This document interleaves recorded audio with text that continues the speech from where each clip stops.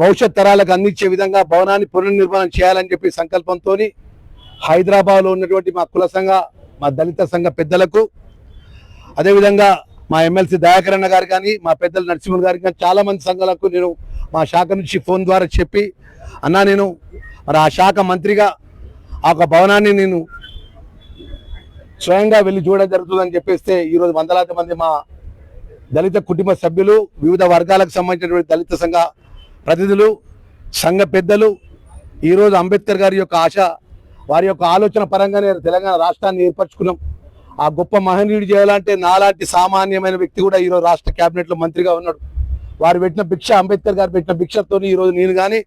గౌరవ పెద్దలు నరసింహులు గారు కానీ మా దయాకర్ అన్న గారు ఇక్కడ అందరం కూడా వివిధ హోదాలో ఉన్నాం. ఇవాళ మా సోషల్ డిపార్ట్మెంట్స్ అధికారి VCMT మా హనుమంత్ నాయక్ గారు మా జిల్లా అధికారి తీసుకొచ్చినాం. ఇక్కడ కరెంటు కూడా